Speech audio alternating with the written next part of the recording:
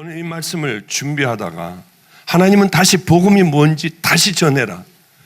여러분들은 너무나도 지겨울 겁니다. 십자가가 뭔지도 알고 예수님이 왜 오셨는지도 알고 구원은 어떻게 받아야 하느냐고 물어보면 대답을 못하는 사람들이 얼마나 많은지 모릅니다.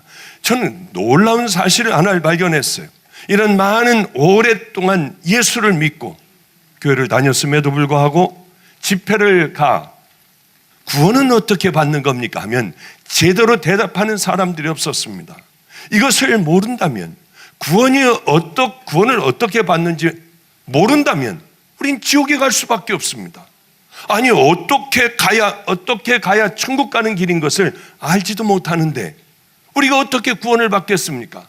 왜냐하면 수많은 날들을 우리는 예수를 믿는다고 하며 교회를 들락날락거렸지만 그저 우리들의 삶은 형식적으로 그저 예배를 드리고 하나님의 말씀을 듣는다고 듣고 동의하고 돌아가서는 다 잃어버리는 세상의 삶을 살아가 버리는 구별된 삶이 아니라 하나님과는 전혀 상관이 없는 그 삶을 우리는 살아가다가 여기까지 와버린 겁니다. 그러니 구원이 뭔지도 모르고 십자가와 나와는 어떤 관계인지도 모르고 나는 정말 맞게 이 길 걸어가나 이 길 이렇게 가다 보면 천국이 있나 그것도 우리는 생각지도 않고 그저 살아가는 거예요. 만약에 천국이 어떻게 있다고 하면은 이렇게 교회 가는 것으로 되겠지 이런 기가 막힌 이런 생각을 하며 우리는 그 믿음으로 살아갑니다. 그 믿음이 우리를 구원하겠나요? 절대로 아니라고 하는 거죠. 저 박 목사님은 설교를 해도 늘 같은 거를 해. 그럼 여러분들 들으셔야죠. 저도 거의 매일 설교를 하다시피 합니다. 이곳에서요. 그러면은 좋은 설교들 저도 많이 가지고 있어요. 이걸 하면 사람들이 이렇게 집중을 해서 전부 쳐다보는구나. 왜 그런 설교가 없겠습니까? 부흥 강사만 13년을 했으니까요. 그러나 설교 이제 준비를 하고 이것을 놓고 기도하고 왔다 갔다 하며 그냥 저도 마음이 답답하여 왔다 갔다 하며 기도하다가 보면 주님은 늘 말씀하시는 것이 있습니다. 복음을 얘기해라. 여러분 구원이 뭔 줄 압니까? 먼저 내가 주인인 걸 깨닫지 않으면 그 사람 절대로 구원받은 거 아닙니다. 나는 해도 안 되는 죄인. 이 안에는 정말 사람들이 모르는 많은 죄들을 져가며 이 안에는 죄가 가득한 나. 그러나 이 죄를 해결할 수 있는 방법은 예수님이 우리를 위해서 대신 속죄 제물이 돼서 돌아가셨으니 이제 그것을 믿기만 하면 됩니다. 그러나 믿기 전에 뭘 해야 됩니까? 죄를 버려야 해요. 그동안 회개라는 게 뭡니까? 우는 것, 가슴 치는 것, 뒤구는 것이요. 내가 악한 죄인이라고 소리 지르는 것이요. 아닙니다. 하나님이 원하시는 회개는 그 죄를 버리는 거예요. 울지 않아도 됩니다. 가슴 안 치고 옷 찢어버리지 않아도 돼요. 하나님이 원하시는 것은 다른 거 아닙니다. 그 죄를 버리고 돌아서는 것을 하나님은 이걸 회개로 받아들이시죠. 그러면은 구원의 첫째 조건이 뭡니까? 죄를 버려야 해요. 죄도 버리지 않으며 그대로 이렇게 갖고 있으며 우리가 교회를 왔다 갔다 교회를 다닌다 10년 20년 다녀도 우리는 제자리입니다. 그러니 하나님께서는 답답한 마음을 가지고 계세요. 우리가 하나님을 섬기는 것과 하나님께서 천국 들어오는 바르고 허락하여 주시는 기준과는 전혀 다른 거예요. 이 시대에는 그러니 얼마나 많은 교회들이 비뚤어진 잘못된 곳을 향하여 걸어가고 있겠습니까? 성도들이요.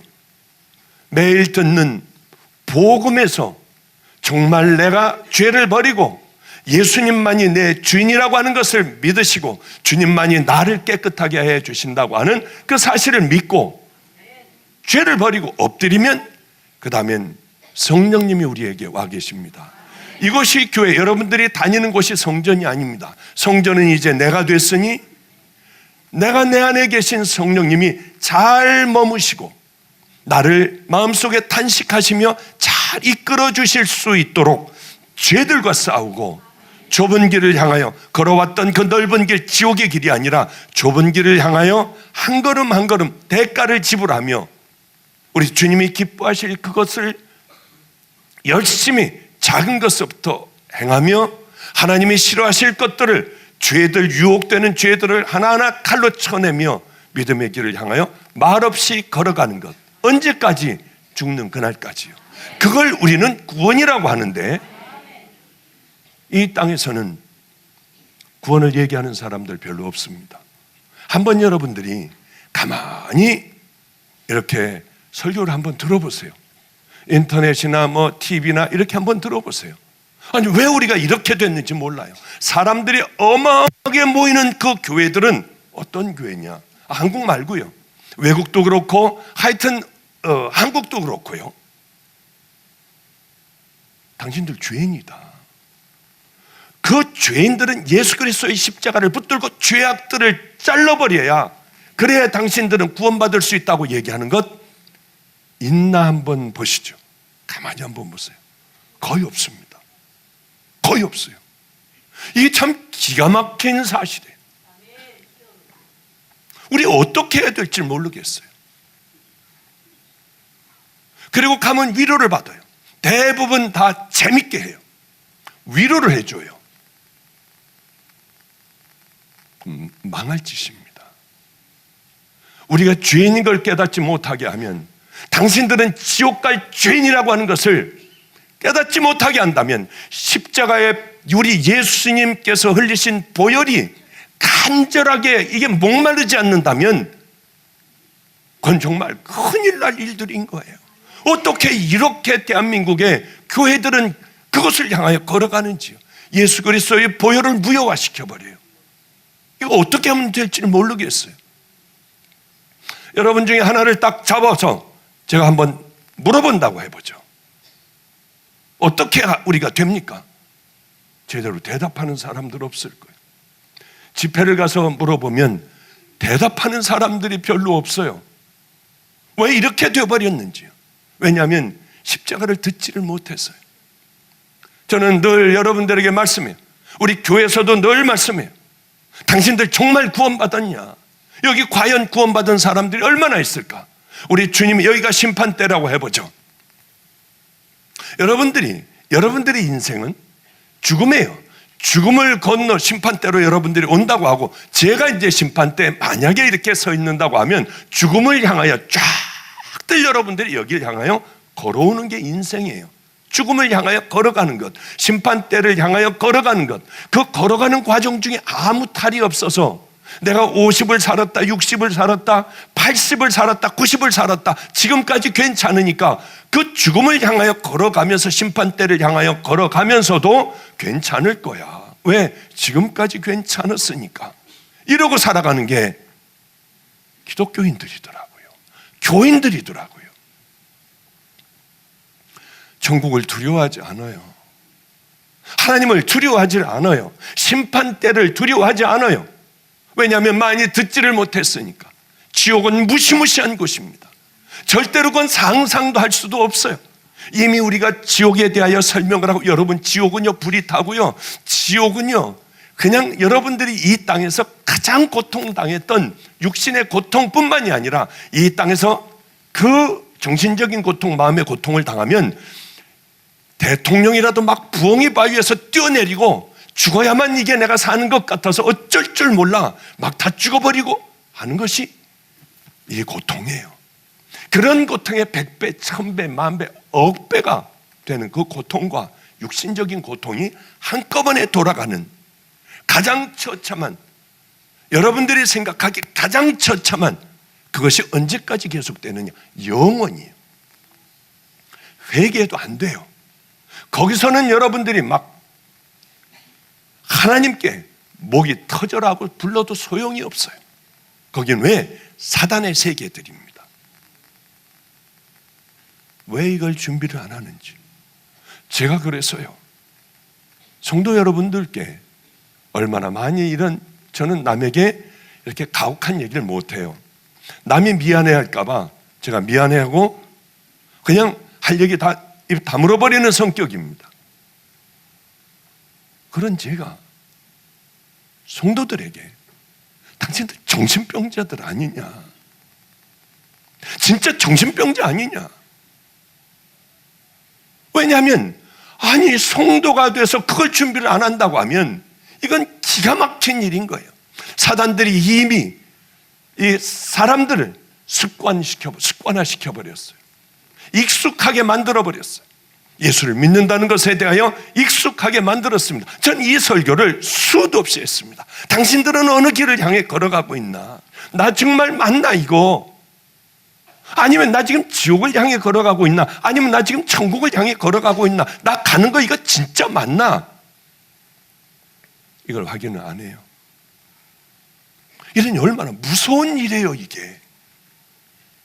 우리가 궁극적으로 교회를 다니고 예수를 믿고 이 믿음의 길을 걸어가고, 저는 그렇습니다. 저는 세상에 마음껏 살아가던 사람이에요. 그런데 십자가를 만나게 됐어요. 만남과 동시에 모든 제 살아왔던 인생이 확 다 바뀌더군요. 제가 얼마나 죄인인지 날 죽여달라고, 하나님 날 죽여버리셔야 해요, 이대로 살려놓으면 안 돼요, 나 같은 놈을 왜 여태까지 기다렸냐고 여기서 머리를 찢어가면서 울었어요. 나 같은 놈은 죽어야겠더군요. 십자가를 만나면 내가 얼마나 죄인인지가 깨달아져요. 십자가는 하나님의 아들을 우리들의 죄가 끊임없이 죄 짓고 지옥 가고 죄 짓고 지옥 가고 온갖 악한 죄악들을 다 저지르기 때문에 우리는 얼마나 더러워요. 숨겨진 죄들 여기서 다 드러난다면 우리는 얼마나 창피해요. 바로 우리 같은 자들을 위하여 하나님께서는 이거 어쩔 줄을 모르시다가 줄지어 지옥을 향해 걸어가는, 나올 수 없는 그곳을 향하여 수도 없이 많은 그런 사람들이 그곳을 향하여 빠지기에 우리 하나님께서는 어떻게 할까 고민을 하시다가 가장 하나님께 귀한 독생자 예수를 십자가에 못을 박아버렸어요. 그리고 제물로 삼았습니다. 제사를 드렸어요. 이제 우리는 그 은혜로 그것을 믿고 우리들의 죄를 버리고 그분의 말씀을 따라 그 길을 향하여 걸어가면 우리는 구원받는 믿음의 성도가 되는 거예요. 저는 십자가를 만났을 때 모든 걸 다 포기해버렸어요. 제가 가장 중요하다고 생각하는, 그리고 또 제 가치관, 모든 생각들, 살아왔던 인격들 한 번에 버리게 되더군요. 왜냐하면 하나님은 살아계셨어요. 저는 이거 다 아무것도 아니고 이거 다 가짜인 줄 알았습니다. 제 마음속에는 그런 줄 알았어요. 그런데 하나님이 살아계신 걸 깨닫고 아주 뒹굴었어요. 저는 가슴을 얼마나 치고요, 막 머리를 찢어가면서 울었어요. 뒹굴었어요. 그 십자가는요, 만나기만 하면, 정말 이 십자가를 만나기만 하면 우린 다 바뀌지 않을 수가 없어요. 십자가를 만났는데도 나 이렇게 내가 어디로 가는지 모르고 살아가며 세상의 죄들과 슬쩍 죄들을 잡고 그리고 뻔뻔하게 그 길을 걸어가며 난 천국 백성이라고 생각한다면 어린 반푼어치도 없습니다. 물론 그럼 당신 죄 안 져? 저 죄인이에요. 제가 늘 말씀드리잖아요. 저는 여기 올라올 때도 잘못 판단해서 짓는 죄악들 왜 제게 없겠습니까? 하나님이 싫어하실 그 죄들 왜 없겠습니까? 저도 동일하게 여러분들과 함께 그렇게 살아가는 사람입니다. 목사라고 하여 뭐 특별하겠습니까? 특별한 거룩한 존재겠습니까? 목사는 사실 더 냄새날 수 있어요. 왜? 평신도들은 그저 평신도니까 이렇게 다 드러내고 살지만 목사는 드러낼 수도 없는 존재들 아니에요. 넘어지면 그러나 십자가 붙들고, 이게 아니라고 하면은 얼른 또 잘라버리고요, 주님 피 묻은 손 붙잡고 다시 일어나 그 길을 향하여 걸어가는 게 우리 성도들, 목사들이어야 합니다. 그 십자가는 만나면은 100% 누구든지 만나기만 하면 우린 천국 가고 다 바뀌어요. 그런데 여러분에게 묻겠습니다. 그럼 여러분 변화됐나요? 십자가를 만나고 나 정말 나를 십자가에 못 박고 난 새로운 믿음의 자녀가 됐나요? 무서운 얘기예요. 굉장히 중요한 얘기예요. 내 가치관은 변화됐나? 내 삶은 변화됐나? 나 정말 하나님의 아들이신 그분이 돌아가신 그 십자가를 만나 나 귀한 은혜의 길을 향하여 지금 걸어가고 있나? 아니면 십자가를 만나기 전이나 십자가를 만난 후나 나 지금 동일하게 이렇게 살아가는 혹시 버림받은 자 아닌가? 그런 생각 안 해보셨습니까?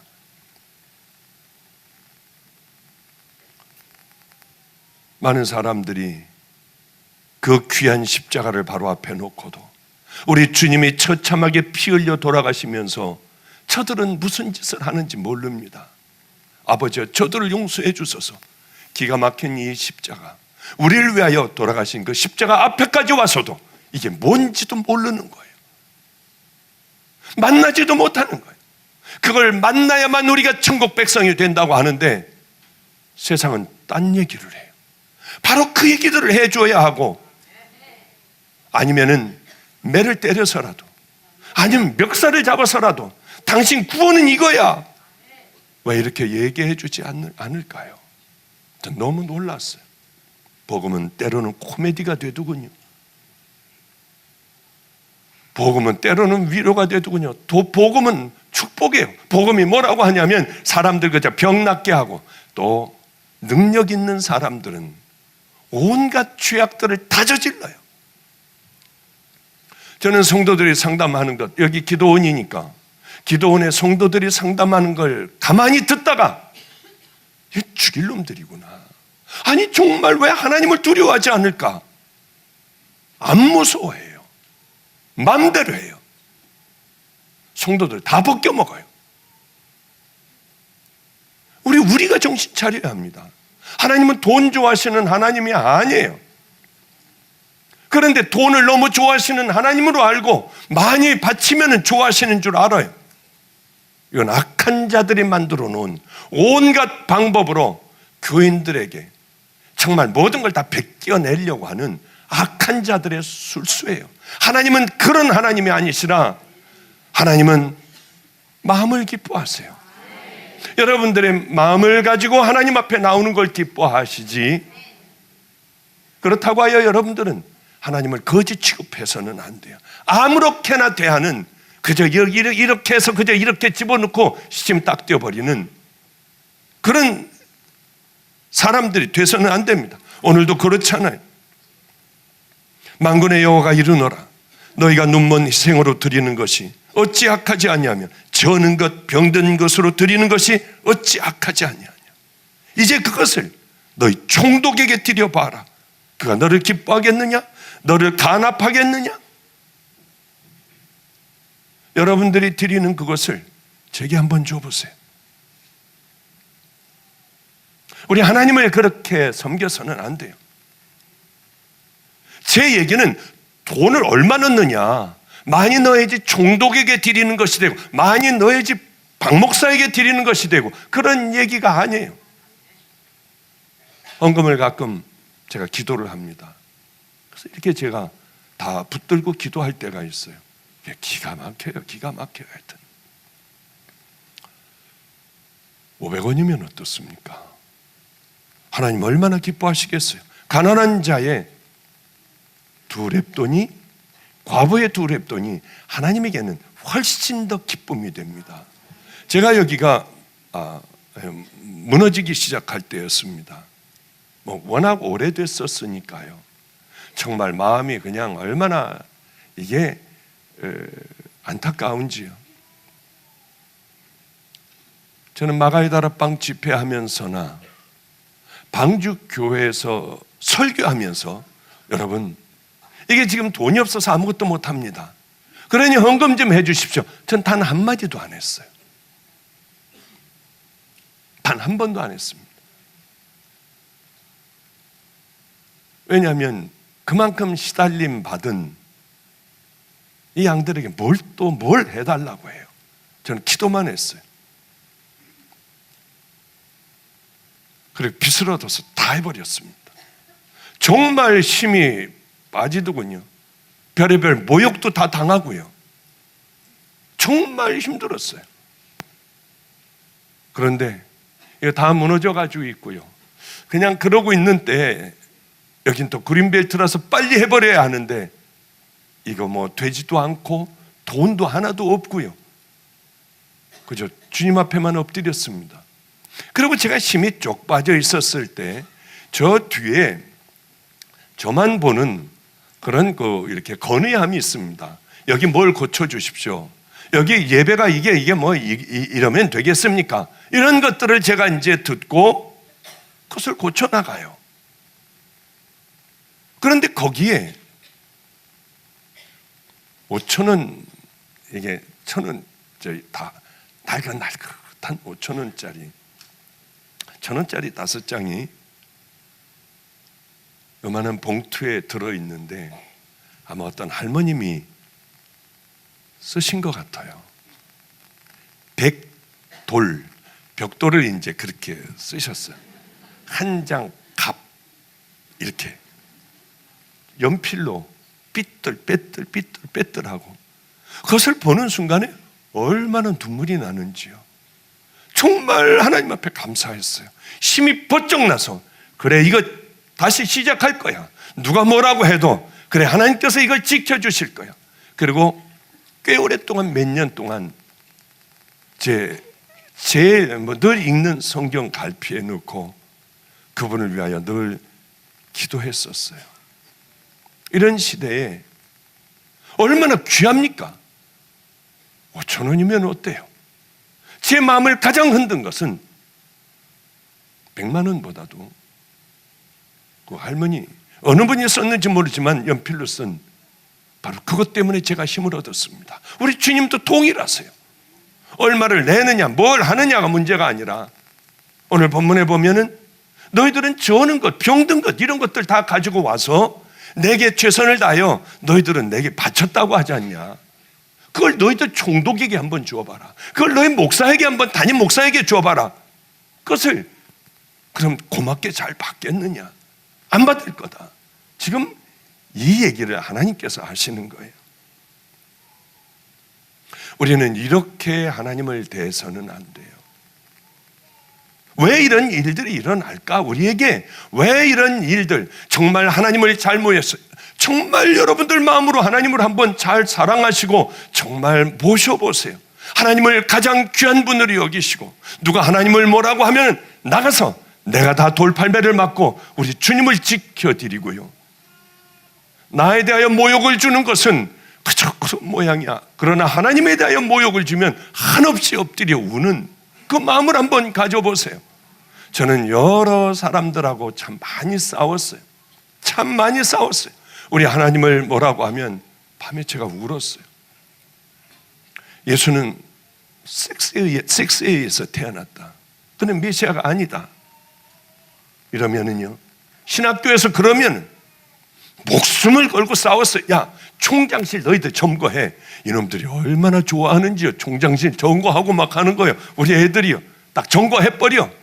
그리고 싸우는 거예요. 막 죽어라 하고 싸우는 거예요.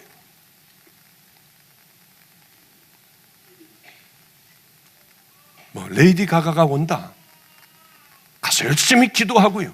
싸우는 거예요. 동성애가 뭘 어떻게 한다. 하나님을 능멸하는 바로 이것들이요. 그럼 나가서 죽어라고 싸웠어요. 신천지들이 들어와가지고 뭘 어떻게 교회들을 다 망가뜨리고 한 교회를 다 점령해버리고 우리 애들 다 신천지에 집어넣었어요. 거기 무너뜨리려고요. 그런데 다른 교회 뭐 어떤 사람들이나 이걸 생각을 하는 사람들이 없어요. 내가 거기 무너뜨려야지. 그래 너희들이 그렇게 싸우면 내가 집어넣는다. 전 여러 목사님들 통해서 꽤 많이 넣었어요. 아마 언젠가는 거기도 또 뒤집히는 일이 있을 거예요. 왜냐하면 이 사람들은 자꾸 여기 들어오니까 여기도 있습니다. 그런데 거기 끌려가요. 누가 전화번호를 달라든가 가까이 하면 끌고 저쪽으로 오세요. 제가 내려가서 막 죽어라고 밟고 기도할게요. 친하게 지내는 사람들, 그 사람들이 대부분 다 그래요. 저는 하나님을 능멸하면 못 견디겠어요. 이제는 나이가 좀 들어가지고 이젠 좀 쉬고 애들을 지켜야겠다. 아주 제일 재밌는 일들, 제가 가끔 간증하는 일들이 있죠. 한국신학대학에 천하대장군, 지하여장군 그 어마어마하게 큰 게 세워졌다고 해요. 야, 어떻게 해야 돼 그거? 기도해야죠. 기도한다고 그거 없어지냐? 안 없어져.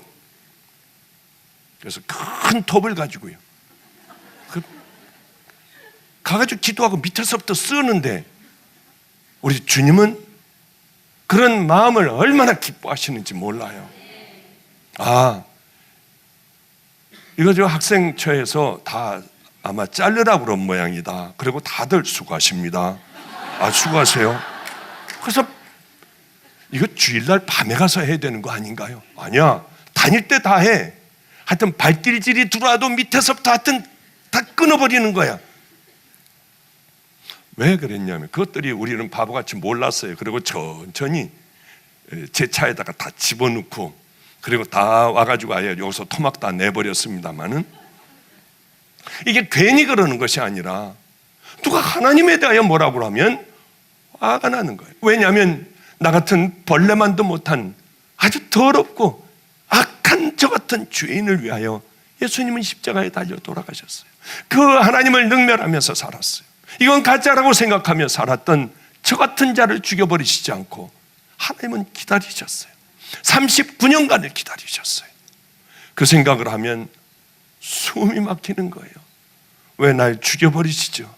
왜 날 죽여버리시죠? 여기서 그러는데 머리를 들어라. 울면서, 눈물 가득하게 울면서 머리가 얼굴이 다 젖어 머리를 들어보니 십자가가 보였어요. 내가 저 십자가 위에서 내 생명을 다하여 살아갈 거야. 그리고 전 가지고 있는 거 다 버렸어요. 의사고 병원이고 내게 더 이상 이제 의미 하나도 없었습니다. 뭐 그 중요한 것이라 해도, 내 가장 세상에서 아끼는 것이라 해도 다 뒤로 하고 그저 미친 듯이 지금까지 이 길 걸어왔어요. 그분은 나를 살려주셨습니다. 나 같은 더러운 자를 깨끗하게 씻어주셨어요. 그게 제게는 십자가의 의미예요. 그러니 저는 이 십자가를 위하여 뭘 못하겠습니까? 저 이제 제 생명 없어요. 잘난 척하는 것이 아니라 저 이제 제 생명 끝나버렸어요. 산다고 하면 그거 위해서 사는 거예요. 제가 오늘 낮인가 어저께도 말씀드렸습니다만, 여기서 집회를 하고 하면 집회하면은 또 외부 집회에 나갔다 오면 그저 시체처럼 드러누워 있어요. 왜 그렇게 감기도 잘 걸리고 열도 많이 나고, 왜 이렇게 속도 탈도 많이 나고, 왜 그렇게 이놈은 몸이 약한지요. 그러다 어느 날 기도를 하다가 문득 깨달았습니다. 내 몸이 아니구나. 사는 건 내가 나 위해서 사는 거 아니지. 이제 내가 사는 건 십자가 위해서 살려고 내가 결정을 했지. 그러면 하나님께서 마음껏 부려먹으셔야 하는데, 내가 이렇게 몸뚱아리가 이래서는 되나 하고 운동을 시작했어요. 그때서부터 다른 의미는 하나도 없습니다. 저는 제 몸 위해서 운동 그렇게 힘들게 안 해요. 저는 그냥 편안하게 살지. 살다가 때 되면 가면 되는 거지. 뭘 더 조금 더 잘 살아보겠다고 이러고 다니고 이러고 다니겠나요? 그러나 요즘 열심히 이렇게도 하고요. 열심히 하루에 오늘도 한 10,000보 걸었을 거예요. 10,000보. 10,000걸음이면은 한 8점 몇 킬로 될 거예요. 하루에 거의 매일 그렇게 해요. 오늘도 설교 준비하면서 야, 그 설교 여기다 갖다 대놔라. 그래, 이 설교 쭉 막 열심히 그 러닝머신에서 걸으면서요, 열심히 설교하고 설교 훈련하고 아버지 주여하고, 이 옆에 누가 있건 말건 걔가 있건 말건 열심히 운동하면서 땀을 흠뻑 흘리며 2번을 봤어요. 그리고 또 주님, 이 부분에서는 정말 하나님이 확 함께 하여 주셔서 다 뒤집어지게 해주셔야 돼요. 완악한 자들, 구원받지 못한 자들이 통곡을 하게 해주세요. 그동안 습관적으로 살아왔던, 그저 교회나 왔다 갔다 했던 이 사람들이 이 부분에서 뒤집어지게 해주세요. 이제 막 그 기도를 하고 하더니 땀이 막 그냥 비 오듯이 한 1시간 넘어 그렇게 하면은요, 한 1시간 반을 하면 비 오듯이 다 지쳐요. 그럼 가서 샤워하고, 그리고 오늘 이렇게 나왔어요. 왜 매일매일을 왜 그렇게 하느냐? 근육 운동도 해야 된다고 해서 목사가 이러면 되겠나요? 이러면요. 그러나 열심히 하여튼 근육 운동 열심히 해요. 내년 올 여름쯤에는 설교하다 쓱 한번 벗어 보여드릴게요.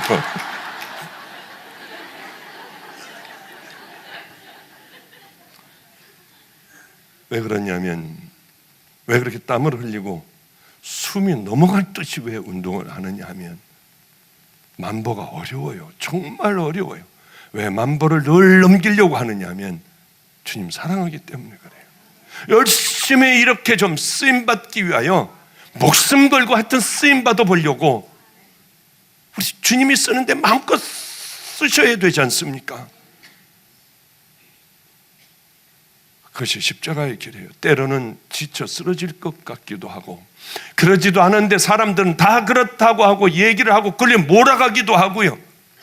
인터넷에는 그 신천 신사도라고 하기도 하고 별의 별 얘기들을 다 하더군요. 상관없어요. 우리 주님만 아니면 돼요. 그러면 믿음이라고 하는 것, 그 믿음이라고 하는 건 어떻게 얻어지는 걸까요? 먼저 그 십자가의 은혜를 먼저 죄들을 버려야 돼요. 일단 마음에 깊은 감동이 안 와도 하나님이 싫어하실 것 같으면 다 칼로 잘라버리셔야 됩니다. 그리고는 돌아서는 거예요. 돌아서는 삶이 뭡니까? 이제는 내가 세상적으로 살던 내가 성경을 읽으며 살아가는 거예요. 우리 주님이, 저는 이렇게 생각을 하고 마태복음 5, 6, 7장을 읽었어요. 우리 주님께서는 이렇게 말씀하시더군요. 나더러 주여주여 한다고 다 안 돼. 다 천국 가는 거 아니야. 이 말씀대로 살아야 해. 그러면서 마태복음 5장, 6장, 7장을 쭉 말씀하시고, 선지자 노릇해도 안 되고, 또 주여 주여 해도 안 되고, 많은 권능을 행하여 많은 귀신을 쫓아내고 엄청난 기적을 베풀고 하면 다들 쓰러지고 넘어지고요, 하면 다들 넘어지고요, 별의별 짓을 다 하고 밀어도 넘어지고요, 하여튼 별의별 짓을 다 한다 해도 하나님 말씀대로, 바로 이 말씀대로 순종하지 않는다면 그거는 가짜고 지옥 간다고 하셨습니다. 비가 내리고 너희들이 말씀대로 순종하고 만약에 살아간다면 너희들의 삶은 반석 위에 세워진 집과 같아서 홍수가 나고 바람이 불어도 끄떡없이 서 있지만 천국 간다는 소리예요. 그런 말씀입니다. 그러나 너희가 하나님의 말씀대로 순종하지 않고 너희 생각대로 살아간다면 모래 위에 세운 집 같아서 다 무너진다. 그러니 여기에 과연 천국 갈 분들이 얼마나 되느냐는 거죠. 정말 십자가를 만난다면, 내가 죄를 잘라버리고 이제는 외롭게 내가 주님이 가신 그 길을 걸어가겠고 하나님의 말씀대로 내가 순종하며 살아가겠다고 결단을 하고 그 믿음의 길을 향하여 말없이 외로워도, 모든 걸 다 잃어버려도, 가족들이 나를 다 버려도 말없이 그 믿음의 길을 그저 걸어간다면 그 귀한 하나님 말씀대로 살아갈 수밖에 없어요. 정말 십자가의 보혈로 씻겨졌다면은 당연히 뭐하고 연결이 되느냐면 우리 주님 말씀대로 순종하려고 나를 날마다 십자가에 못 박고 이 안에서 성령님과 함께 늘 싸움이 일어나요. 그런데 십자가의 보혈로 씻겨지지 않았다면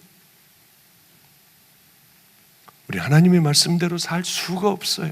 이 안에 성령님이 계시지 않다면은 우리는 5년이 지나나 10년이 지나나 20년이 지나나 동일하게 내가 살아가고 거듭남도 없어요. 하나도 변화됨도 없이 살아갈 수밖에 없는 것이 바로 그 사람들입니다. 그런데 이 사람들이 죽음을 향하여, 심판대를 향하여 걸어오는 그 모습을 우리 주님께서 보시고 얼마나 기가 막히게 하십니까? 그런데 만약에 거듭나서 바로 이 사람이 예수 그리스도의 보혈로 씻기고 이제 하나님의 말씀대로 순종하며 나를 십자가에 못 박고 그렇게 살다가 이 길을 온다면, 아버지 집을 향하여 온다면 예수님은 앉아 계시다가 뛰어나가 그 자녀를 끌어안아 주시고 좋아서 어쩔 줄 몰라 하시는 우리 주님이세요. 여러분들은 하나님의 말씀대로 순종하고 살아가고 계십니까? 우리에게 그건 너무나도 중요해요. 아우, 저 인간은 저건 보기만 하면 다른 사람은 다 용서해도 저 인간은 안 돼. 바로 그 사람을 용서할 수 있어야 해요. 모욕을 당하고 내 평생에 내 인생을 이렇게 우울증으로 살아가게 만든 그 사람이라 해도 가서 한번 용서해 보세요. 내가 당신을 예수 그리스도의 이름으로 내가 용서한다. 내가 더 나쁜 사람이었다. 한번 해보시래도요. 이건 자존심이 상해서 못 견뎌요. 그 인간만 보면 고개를 돌리게 돼요. 여러분, 정말 구원받은 믿음의 자녀라면 우리는 가짜로 살아가는 것이 아니라 우리들의 삶은 진짜로 살아가야 한다고 하는 거죠. 많은 우리들이 싸워야 할 부분들이 얼마나 많습니까? 그건 원수를 사랑하라. 오른뺨을 때리거든 왼뺨을 돌려대라. 오리를 가지하면 너희들 심리를 갖추어라. 너희들은 세상의 빛과 소금이야. 오른손이 하는 것을 왼손이 모르게 하며 형제에게 너희들 원망들을 만한 일이 있을 때는 얼른 먼저 형제하고 화해하고 와서 내게 예물을 드려라. 내가 기쁘게 그 예배를 받겠다. 그런데 우리는 너무나도 어처구니 없는, 주님이 원하시는 그 삶과는 전혀 다른 삶을 살아가잖아요. 왜 이럴까? 우리들의 구원을 먼저 다시 한번 확인해 볼 필요가 있습니다. 나 정말 십자가를 만나 나는 속사람이 변화됐나? 거듭났나? 아니면 완악한 이체로 살다가 질질 어느 날인간 끌려가야 될까? 생각해 봐야 되지 않겠습니까?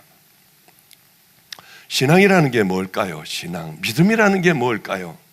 믿음은 어떻게 얻어질까요? 나 죽이는 거예요. 하나님의 말씀에 순종하려면 완악한 나는 언제나 하나님의 말씀에 거부해요. 반대해요. 용서하라면 우리는 그 인간은 용서할 수 없어요. 사랑하라 하면 우리는 미워해요. 너희들 오리를 가자 하면은 심리를 가라. 오리커녕은 발로 차버려요. 내 자식에게 먼저 줄 것을 가난한 자들이 있으면 먼저 줘라. 세상에 그걸 왜 남을 줘요? 꾸역꾸역 우리 것들로 그렇게 하고 살아가야죠. 그건 왜 그러냐면 주님을 못 만났기 때문이에요. 우리 아이 중에 하나가 얘 엄마 아빠가 결혼을 하고 이 아이를 낳았어요. 행복하게 살다가 그만 아빠가 그 길 앞에서 이 아이가 그저 1살, 2살인가 그럴 때 할머니와 이렇게 다들 재밌게 한 식구가 살았는데 그만 아버지가 집 앞에서 차에 쳐 돌아가셨어요. 그러니 이게 갓난 아이, 이 아이를 이 젊은 엄마가 데리고 살 수 있는 그런 삶은 그 용기가 없었던 모양입니다. 이 아이를 놓고, 어린 아이를 놓고 도망을 갔어요. 그래서 이 아이는 할머니하고 함께 할머니의 손에 크게 되었는데 할머니는 늘 절에 가서 사는 분이었습니다. 우리 아이 중에 하나가요. 물론 지금 결혼을 했습니다마는. 그래서 할머니의 손에 의해서 늘 절에 가서 자고, 너는 여기 있어. 할머니는 또 너는 집에서 자라. 할머니 가가지고 절에 가서 자고 올게. 밤낮 절에 다니는 분이었는데 이 아이는 그 가운데 쪄들어 살았습니다. 그러던 어느 날에 할머니는 남에게 절대로 아무것도 줘서는 안 돼. 사탕을 3개, 4개, 5개를 주머니에 넣어주면 이 어린아이는 나가서 이제 사탕을 먹으면 애들이 하나만 달라고 하니까 하나를 주면은 이 할머니에게 매질을 당하는 거예요. 그걸 왜 줘? 절대로 우리는 줘서는 안 돼. 네가 뺏어와야 해. 밤낮 이렇게 교육을 받고, 그렇죠. 절에 그렇게 살던 아이였고, 그렇게 인생을 포기하고 살던 아이였습니다. 제가 중학교 때 제가 집회를 갔어요. 시골에를 집회를 갔습니다.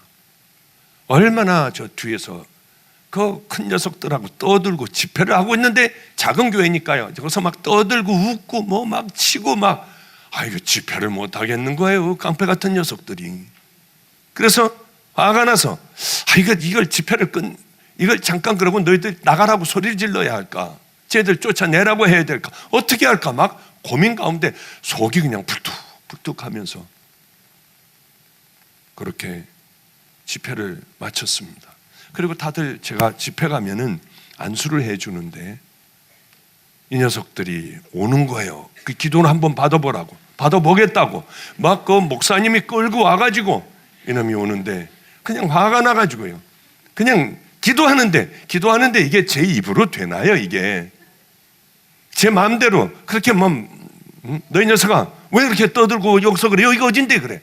이게 안 돼요. 이게 기도하다가 보면은. 근데 기도하는데 제 입에서 어떤 얘기를 했느냐면, 내게는 두 가지 길이 있을 거야. 하나는 인생 저 끝자락에 맨 밑바닥의 인생을 살아갈 거고, 또 하나는 귀한 아름다운 길을 걸어가게 될 거야. 그리고 이제 그 기도를 하고 봤더니 제가 너무 순하게 기도한 거예요. 나가, 저리 가. 그래버리고 이제 다음 사람들은 이제 기도를 다 해줬습니다. 그리고 이제 밖으로 나가가지고 이제 나가는데 얘가 밖에 서 있는 거예요. 굉장히 추운 겨울이었어요. 밖에 서 있는 거예요. 그러더니 저기 와가지고, 목사님, 아까 두 길이 있다고 하셨는데, 기도하다가 두 길이 있다고 하셨는데, 그럼 제가 뭘 어떻게 해야 돼요? 근데 짜증이 나가지고 얘가 말하기도 싫은 거예요. 생긴 것도 그냥 뭐 별로 잘생기지도 않았어요. 그냥 누군지 다 잘 아시는군요. 그럼 너 새벽 기도를 매일 나가라. 그리고 네가 감리교 신학대학을 붙으면은 그때 내게 와. 가. 그리고 이제 걔가 중학교에 애였으니까요. 그리고 저는 집으로 돌아왔어요. 다 잃어버렸습니다. 걔 사건은 뭐 그런 일들이 제게 얼마나 많겠어요. 그런데 몇 년이 지난, 한 3, 4년이 지난 어느 날 얘가 이 앞에서 이렇게 밖에서 걸어오는데 저는 밖에 있는데요. 목사님 하는데 보니까 그놈이 잘한 거예요. 그래서 와가지고 뭐라고 하느냐면, 목사님 감신 됐습니다. 이러고 저에게 나타났는데요. 제가 그래서 그러냐? 그럼 너 뭘 어떻게 해줬으면 좋겠냐? 목사님, 전 돈도 없고 아무것도 없습니다. 목사님이 하여튼 그렇게 하라고 그래서 제가 그렇게 하고 여기까지 왔습니다. 그거 어떻게 해요? 데리고 살아야죠. 지금은 너무나도 귀한 아이가 되었어요.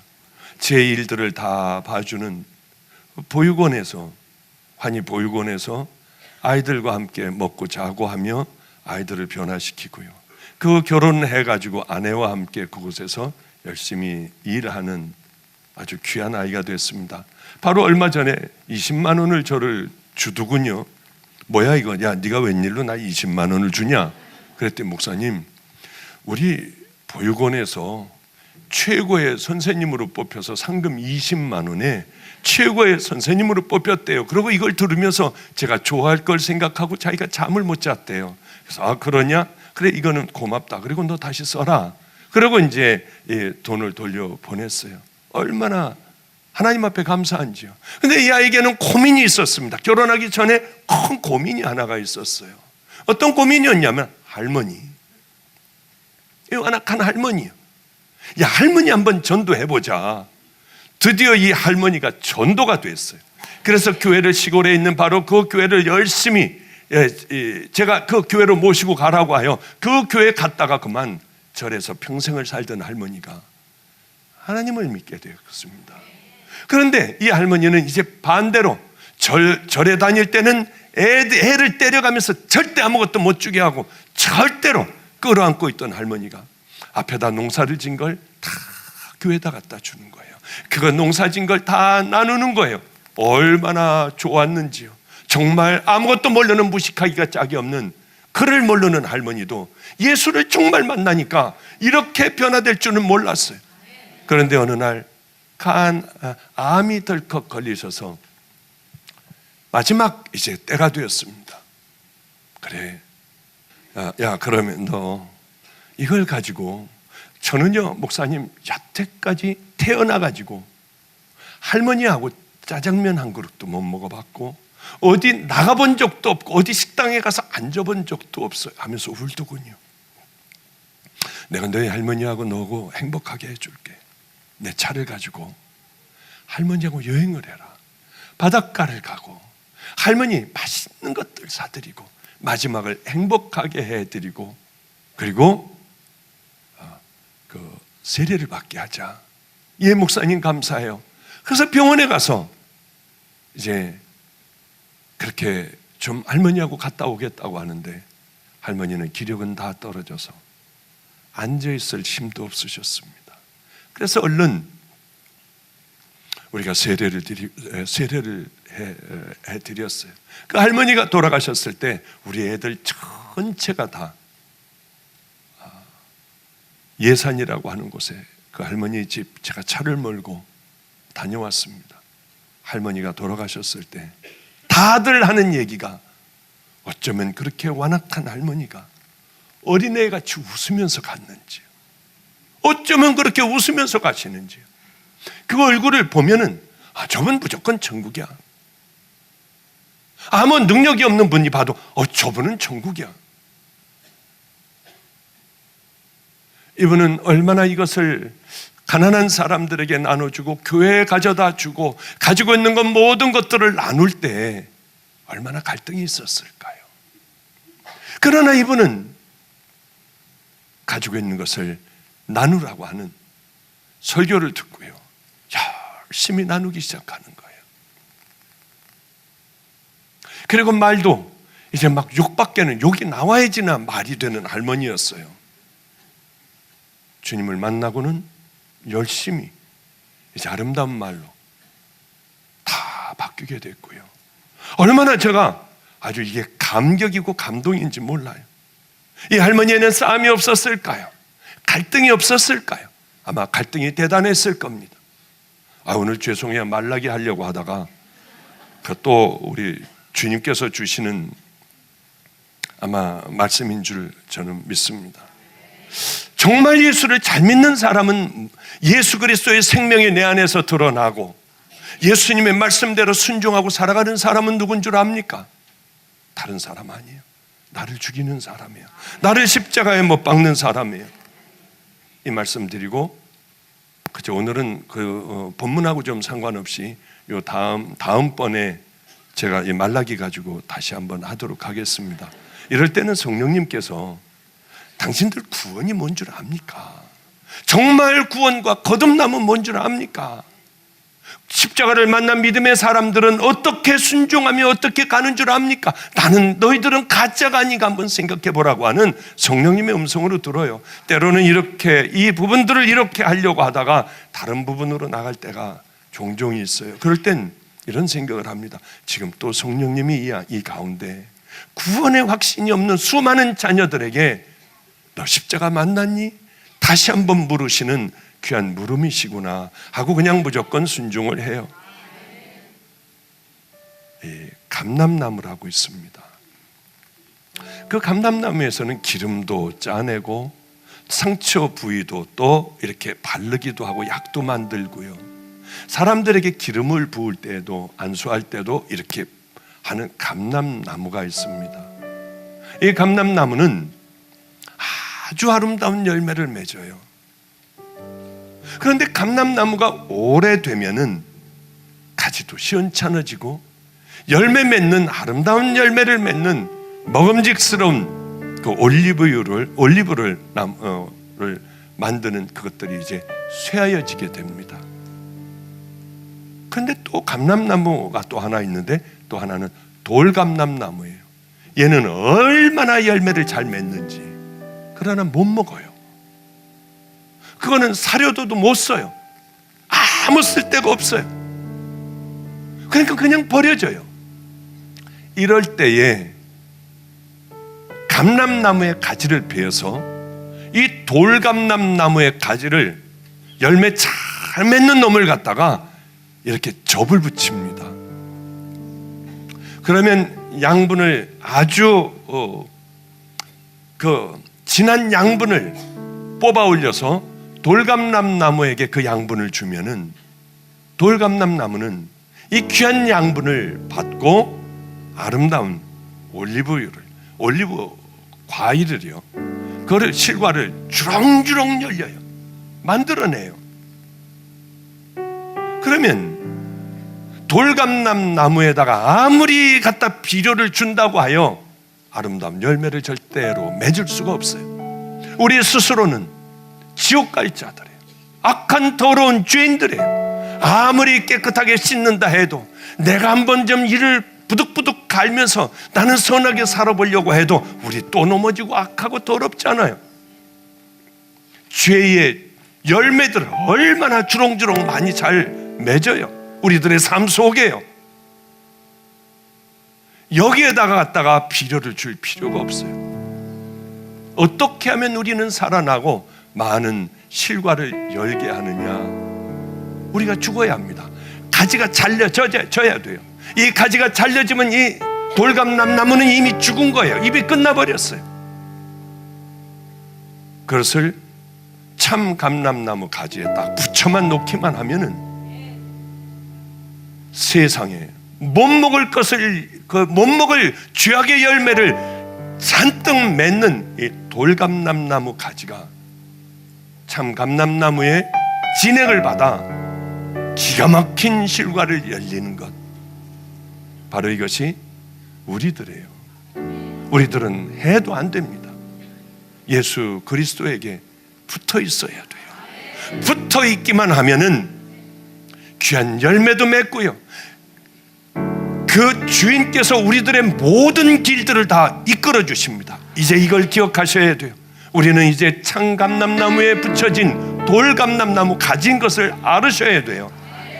그러니 우리들의 주제를 알고 이 기가 막힌 은혜를 주신 하나님의 은혜를 알고, 누가 하나님을 뭐라고 하면 우리 하나님을 지켜드려야 해요. 저는 때로는 화가 나는 일이 있고 부들부들 떨리는 일이 있어도 우리 주님이, 나를 구원해 주신 우리 주님이 속상하실까 봐 얼른 들어가 찬물로 막 샤워도 하고 머리를 흔들기도 하고요. 그리고 오히려 그 사람에게 축복을 해줄 때가 많아요.